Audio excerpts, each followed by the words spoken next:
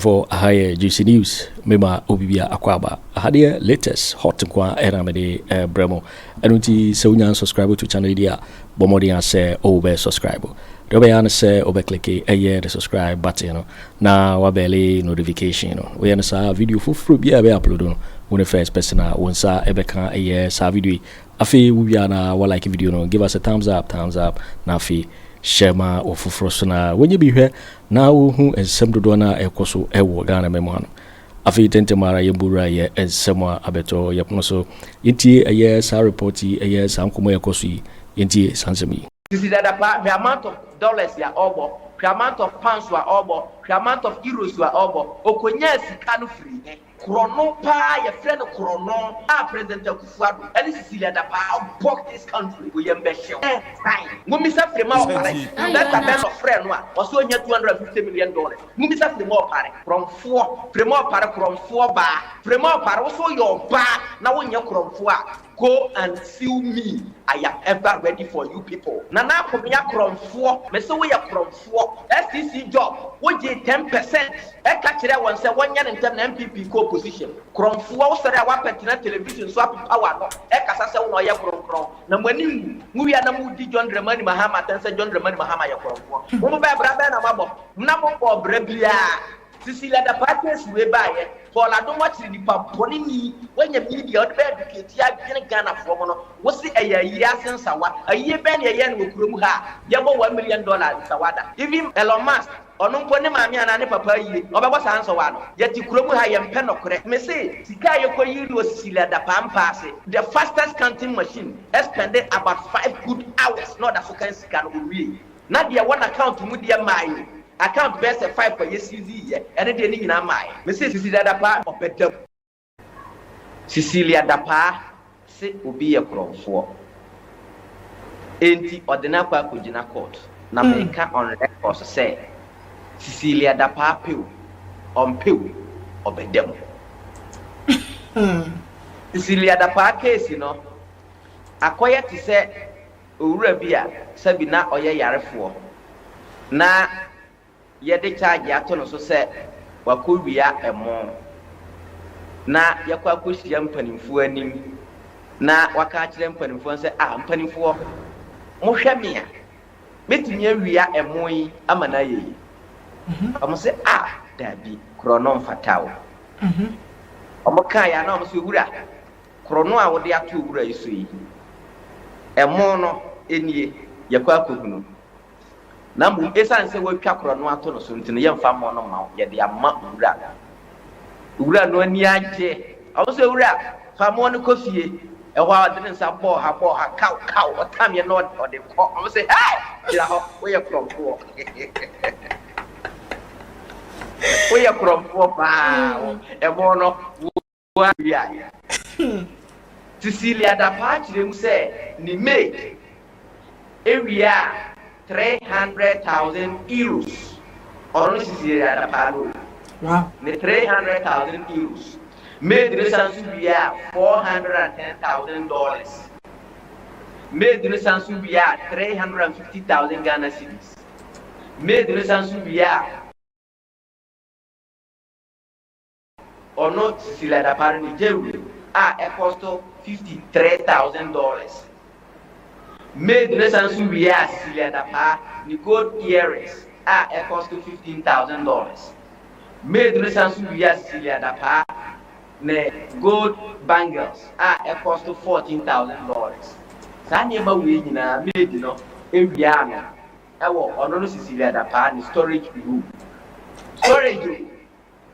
na yemisa Ghana for say adwuma ben Cecilia Dapaa ya wonya sika we nyina ehona me ka kire Ghana for Cecilia Dapaa bedem abrani na me ka kire Ghana for Cecilia Dapaa ya kromfo tetia moa o se me boa me ma ye radio on fa me court his father Cecilia Dapaa nya se sika no a wanti nya mfa akọ banka o di ko gu edan ni storage room meanwhile Ghana ha ye decidio Cecilia Dapaa the amount of dollars ya obo the amount of pounds wa obo the amount of euros wa obo okonya sika no free na with the euros, pounds, dollars, every amanone air back. Meaning said eco lacking. You pass through Bank of Ghana through bank. Na bank ben okoko yi says can free ya the baby in storage. Na bank benson na what Ghana high man says he cannot. These are the critical questions we should ask. Dapaa is exposing herself. Na me Franka Dan me to me can dem says we say Dapaa from for esan say President Anno Akufo Addo na oye president of the Republic of Ghana.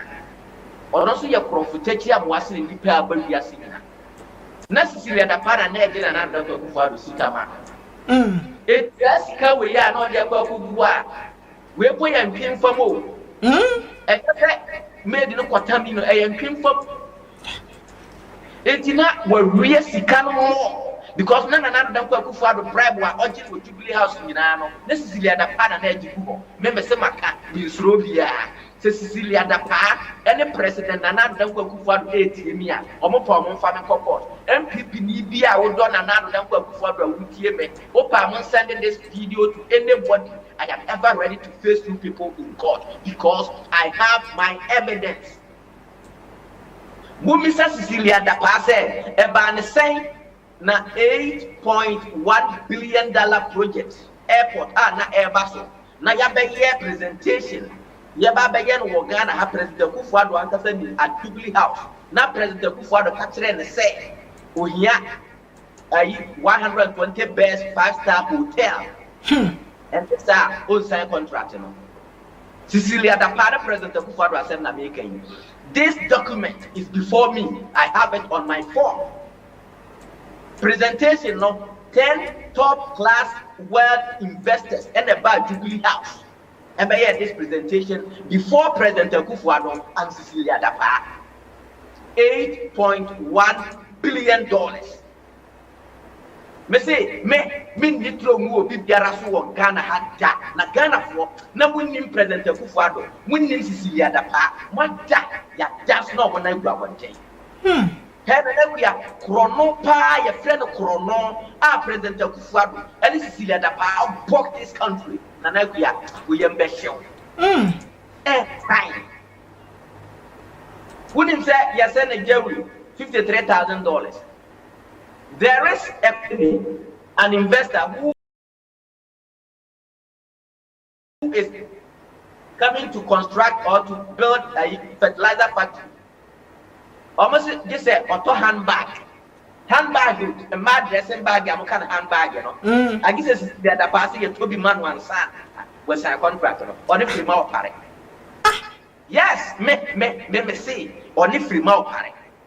Nanya Frema Opare na ono gen toma kente toma ene agwene enam ukọ makola obenye biato ukọ kejeti obenye biato ode agwene si Frema Opare o di agwene di kente as bribe na wa mobi DC MC position yes me say hey the right atmosphere MPP for a ball chrono at the Jubilee House no na airtime na mumuni me no tira me say asema me Franka Dan me ka bia me nsuro bia wo kromu ho me nsuro bia wo Ghana ha mo pa me say mo mfa me court I am ever ready Frema Opare utie mi afa me court Cecilia Dapaa utie mi afa me court President Nana Akufo Addo you are former president of the Republic of Ghana opa afa me court krom futechi amwafo Ipa what for the day for 1 million Ghana. Now we 4 Ghana cross.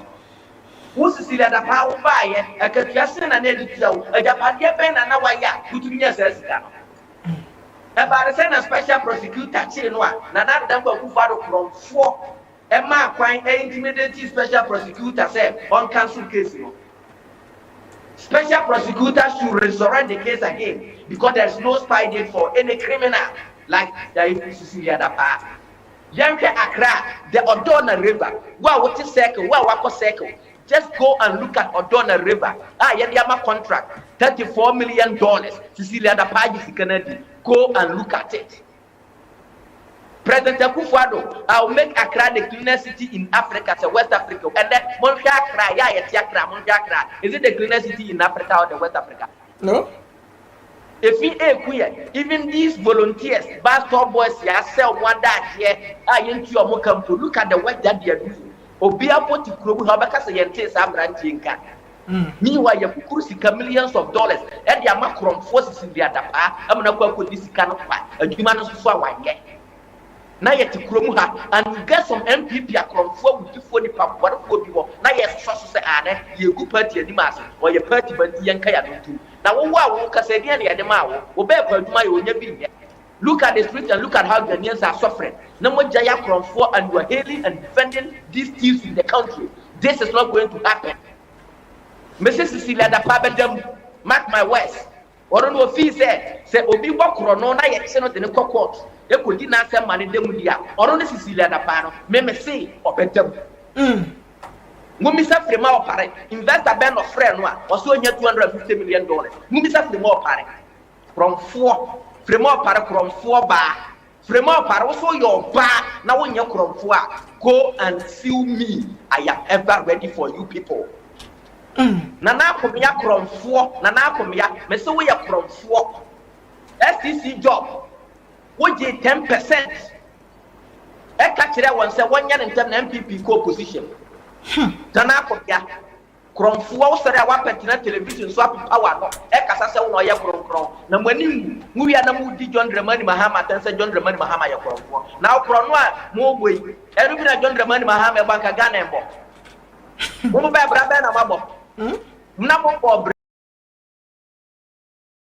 Rebia Cecilia the partners we buy for la don't watch the paponi me when you media the educate ya bin Ghana for no wo se a year since a year ben ye no kurom ha yebo $1 million sawada e bi ni ho nte krada even Bill Gates ye year say yebo $1 million sawa Davi even Mark Zuckerberg na years yebo $1 million nsawa Davida Donald Trump onumpo oye campaign world class asikafo akura no omo born in sawa $1 million I just said Donald Trump mama ana ne papa yie ye bebo san sawa no wo Elon Musk onumpo ne mama ana ne papa yie obebo san sawa no yeti kuromu ha ye mpe nokore ye me say sika ye koyi ro Cecilia da pampase. The fastest counting machine expended about 5 good hours. Not that African can we. Hey! Yes, the fastest counting machine. Not the one account to media my account best 5 for yes easy and it didn't in my Mrs. Cecilia or better. Now you do what? Make more big yam as a year watch hunting. Cecilia started from Mrs. Cecilia and my words. What to say? She has nothing to defend herself, and every evidence that we have, we will bring it before the court for her to be prosecuted. And next time, we are bad time and it is a bad time for our work about that. And when now, we are different for every before my people, Nisa will be made inside that. Me won't be that. Sanana don't go for the Yakro for Sentina. I'm a wing Yakro for Prampo and begin a woman, yes, here. And Mabasia, or me a mamma, informer of Franka Yenin said, or Mama, Yama, or Mama, the Gibeon son of what or more, and now or more corner or moving under them say tam, and now a conde, and or more sons watch a concert my head with you. And then, oh, ya de oh, ya came up was what. Now you get a here for my I won't get a now with the actually petrol, Yampino. One penny. Mrs. Cecilia Dapaa, Obedem. Now, Mr. Frankadani, yeah, so you didn't call to home at Chibiano. Said your wool can say, like what they made the new court to no so exposing in Honum. And then Tina, a year a honano, say lawyer, say judge, or what he was saying, I won't win your second one, said you would be say, yeah. I don't know, lawyer, no, judge, and obey to me, Bisa. Okay. Judge, and obey to me, Bisa. Say or not so because you have to expose your source of fund. Where did you get all these monies from? When the minister Ghana hire ni makatu ministers. Then you're from politics, now you're from business. I so show where your business is and how you got the money, how the money was transferred from that country to your country. Because euro is from Europe. Yeah. Dollar from America or the Canadian dollars, and then the Ghana cedis is from here. So this amount of money, those jewelries, where did you buy it? The company that you bought it, where did you get money to pay? Many one man be our Canada. He has been one of the top class investigators in Canada. Many didn't come up. On we were talking about this Dapaa case. And also said this is the Dapaa case man. We did not think of an eye finish case, you know. Na case so no obetia chiaman for nipa best 100 ewo obetia kwa kwache na nado dan kwa Akufo Addo at long run. Yes, let me see. Na nado dan kwa Akufo Addo appointees, you know. If you follow their cases at the end of the day, you have to arrest President Nana Danko Akufo-Addo because upon so many years getting in Anno, could to the man Nado. Nana na yakron for penny and I was sanction or more to send your police fire with in a punch and Jisicano. So when you discanning in area, no, the Papa police penny, no police penny, not Yamo. It's in another appointees, no meaning I yakron for a corona, no, the Papa from penny and another Danko Akufo-Addo. No, that is why Anna they have so wings and eager of stealing the country without thinking tomorrow, without thinking about the youth, without thinking the crying of the Ghanaians.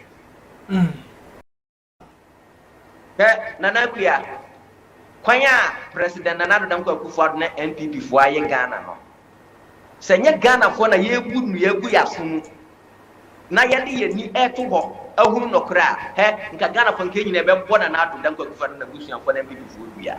I am telling you, even kesenka ye ka MPP for kra su mpanifo na omudi MPP anim no kesenka ye twa mo su di free Ghana ha ye ka krono pa na na ye frɛ krono a make way on record say minhu amamu bia ewo Ghana ha na ewo wiase ha na eya krono amamu ti say President Nana Danko Akufo-Addo na MPP for amamu a ebeku ye from 2017 to 2024 na asema American ni misrobia it is office me Getrude Torkornoo so a we dey report to the government so semra mo farming talk I am ever ready krono akronfu tetia moafo na hwe na bia ma kan kiro Ghana ha na wahunu ye mo krono saa o na se MPP for akronfo no so omunim wa nka omo hwe na omo hwe kenofuri ata omo hwe Asante Bediatuo kire me politicians ya omo abokro no adi omo yawu na omo awie ye aye papada. You may think said they are living in a luxurious life, yes indeed, but awie no any asem. Mr. Frankadani, budget no wo hope bi wo mu say and someone NDC for abakani na no ombeye pay o machase o budget ne de me wo hope pa wo.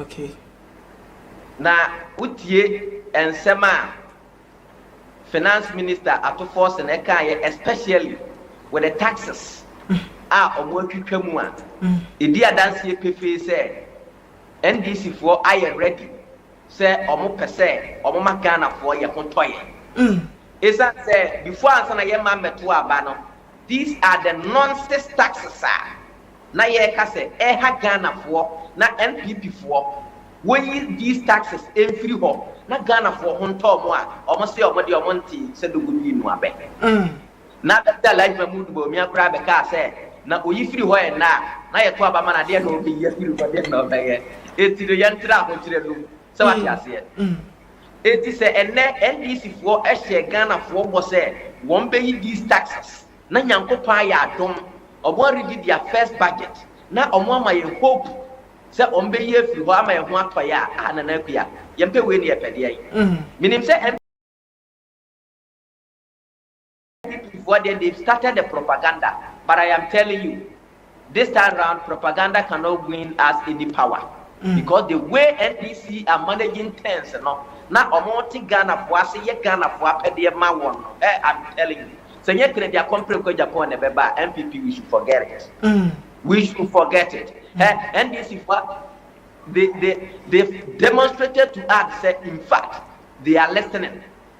They are listening government and they are going to listen to we Ghanaians and do what is expected of us. We said before the budget, Ato Forson the finance minister working through the market and market women, market men, come up, decide on grievances, and these are the basis of his budget and his economic reforms. Though there has been a big blow because the economy is in this, and now they are reviving it. We are not going to get it easy. Looking at where they are started from, there is hope in the budget, and we should all really behind them and make sure say their policies and programs, especially the economic policies and programs,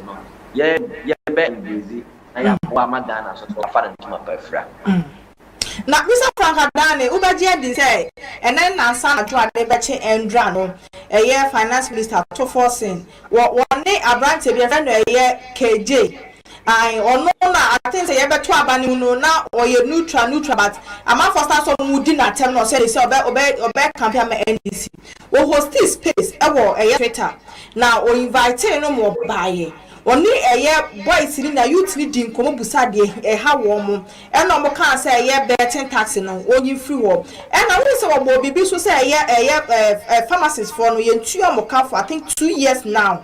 Yes, and also Abrante by control X and also the Toho. And then already budget no kind now. Mr. Frankada no cost share X pass. He said that we are boys in duplicity pana. Said the last time now many a chairman before they do come on and no watch say. We share the NDC for your money man now. Omu train a NPP youth in the idea for NDC. And we come here social media right now. It's inside a no quite.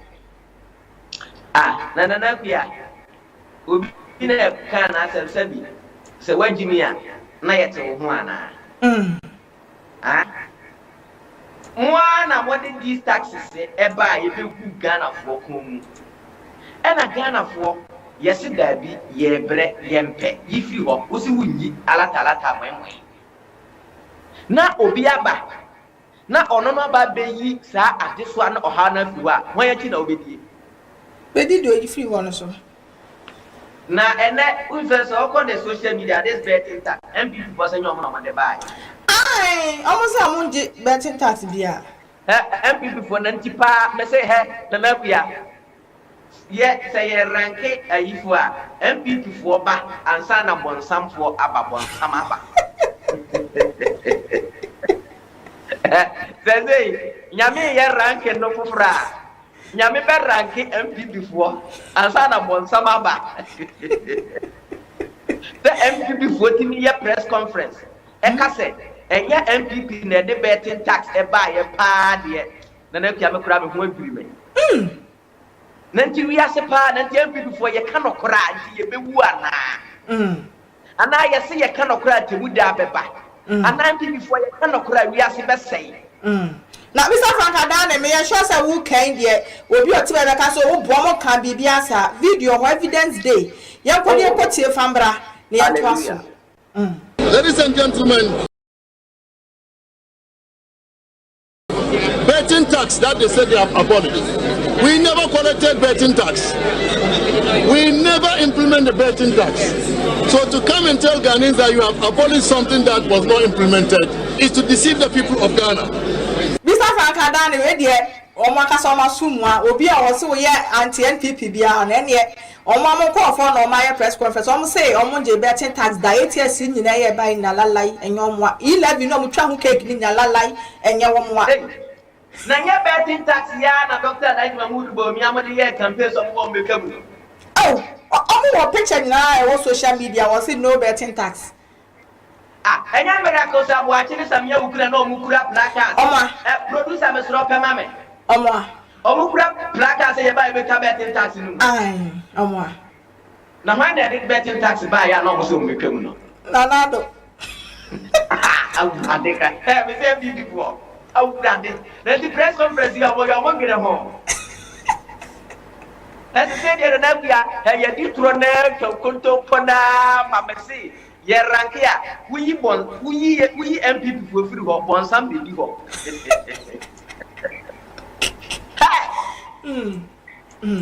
Yet you crumble how, and I'm on the betting tax, 11. Yes, a COVID-19 tax. Yes, a COVID-19, you come America for COVID-19, Kuma, among your own tax. China for Kwaku Annan, no the COVID-19 buy, among your own tax. Young Ghana for Yaha. And I get your own tax, Yaja, so yes, a COVID-19 Ukraine war. Ukraine won Russia go for they don't blame their economic woes on these wars. But the young Ghana fly baby, and the money pronounce ye pay your chrono. You are Ghana second, you know, yes, Omwa. Meanwhile, Cecilia Dapaa garage. The historic group who bet me 300,000 euros, who bet me $410,000. Who bet me $53,000 jewelry, 14,000 gold earrings, 15,000 gold wine. All these in Omaya is here in you. I am this Kenya watching the walk. Now, some way the neck I can. Now, and neck, Nankamome Pagana from Pucho say, oh, Ghana for your Pamwacho, and Yamana Moka say in Kama Yen to Yankamuno, and this is welcome. None to the Odia Yesremo, Mamun Yan free. With the na a never been to the young chum because Dr. like Mahamadu Bawumia says, or Cassette or Bar. That's a yet to a man or bar, who yapping yet. Into young Sofananka or bar, obeying your Hania man. It is this if working with ya. Said that Dr. like Mahamadu Bawumia Kayano, Sapa Pen or Moody so, into Wedia and Yakis, ya, Nanka Yin and I am Babu Nayamko. Now, what in your press conference? And people swap into Yada, that's years old. And Mr. Aremeyaw said, you get some MPP, almost your party for soldiers, and they will be defended. Yes. Into whom I shall win. Into whom I didn't know Yankopon boy, into Yama will be. Minia, Guinnessani Pow, Memma Obi, yet you Kromuha. We are MPP, the betting tax, you can once them, you left your can once them, and the NDC welcome will have. This is for that be very strategic. Yeah. And the way they are doing their things, say Kennedy Agyapong Kwaku Annan, I can assure you, MPP there is dead and gone, like CPP. MPP can never and ever resurrect because none of them Akufo Addo was say party no. What the chrono and in Boakye Agyarko Nkontompo. And they are shepherd in the man. It's in the party be in Kojo. Yeah. With himself, all can and yet Opare. Now, so better that come and I and people for the city, I am another too much. Adda too much. It's too bad. He said MPP for yet and I defended the betting tax. Yeah. Yet MPP for and I defended the betting tax. Yet they basted the Baya Ghanaian news. When any baby and I won't cook bets. And that the more MPP for most of the Bingham on the buy. Yamina Pia Cano. Yamina Pio Mocana 38.2 FM. Well, now, Mr. Frank, who said, the movie, a party, even say a papa, Compreba, or what you want to be here because I say, will be one was also you upon the goon. Yeah, that is the truth because Kennedy Agyapong will do my. But the matter is that those Kennedy Agyapong has established himself already. And Ghanaians know Kennedy Agyapong already. And he said, Oba, they will see, sir, I will give word to me, they far from Fono. I also mess, but because of Kennedy Agyapong, they temper justice with mercy.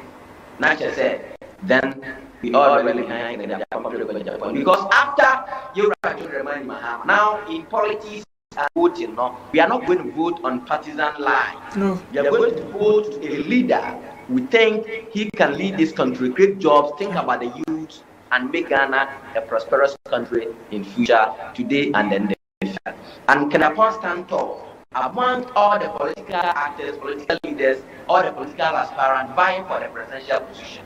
So if you are the Ghanaians who are eager for the development of this country will rally behind Kennedy Agyapong without thinking about where they belong to, any political party that they belong to, and we all vote for Kennedy Agyapong to become the next president of this country. I know he's a lawyer and he's a statistician, and one thing is that at times he has to call certain things to distract you, but too much. The way I will see it, or cause more harm to MPP than good. Ugu MPP anymase. Whether there is this thing that I'll come on. I'm saying now most celebrity JB Dapaa. Afenyo Markins, I'll bring you the full history. Me, I'll never lie. And I hear Mama say Afenyo Markins as a lawyer took a mind and embrace Dini JB Dapaa. I'll come there, I'll do this in a full interview. And I can tell you, say you can't give work on food to me, them food for a JB Dapaa. And Akufo Addo family. Ghana, yeah, how many money I think to see a JB Dapaa, and I'll tell them. So I must say, they have the family, they should take me to court. Say, I said they've sent their petition to Parliament. Say, Ubiaka said, JB Dapaa. The JB Dapaa is a traitor, not traitor alone, or you would me, or you criminal, or you devil, or you would me, maybe I'll say, or you JB Dapaa. Said, I'm going to see who's not, they should go and sue me. I'll come that with the history. I'll give you the undiluted history. Undiluted, that is the original history. Not Bomu, the Paponi Budini, JB Dapaa. How he used the Asantes to disgrace and kill the image of this country. And then who Heli Budini Kromfo, Akufo Addo Kromfo, the Busian Naya Kromfo is in generation, is in their generation, is in their blood. And I will continue. Look at them. JB Dapaa, Akwaje, ofori Atta, Akufo Addo, na Net2 Akufo Addo, gabby Asante Bediatuo, ne de keka ho, akromfo asefo. Ye can say my Afenyo Markins is destroying his reputation and his integrity. You as a learned lawyer, not because of also the obedient position I open web. Look at how you are disgracing yourself. May not Afenyo Markins is somebody I like you. Because I attended University of Education Winneba, and we call Winneba as an MP. The way near my why, frankly speaking, when it comes to leadership and governance of his constituency, he has performed very well. He has done very well because his development, he targeted the people. That one here, Afenyo Markins is doing very well. When I'm a pen answer, but the way we hear and there is below belt, and he's disgracing himself. It's too much. Yana kasa ya before you go see me a report. Monfa Brasiania Chopana Monfanya ya. Mosora na maye yire na makasa kasa. Nya no one and day amako ya kwa kasa betting tax yan before na dey buy.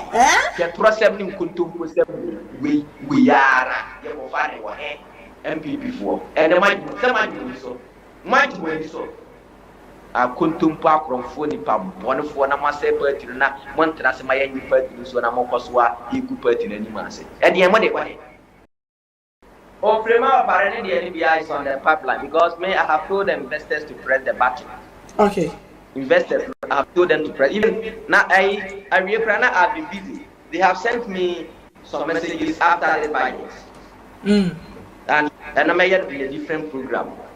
Ghana by the Papa and I can assure you. Okay.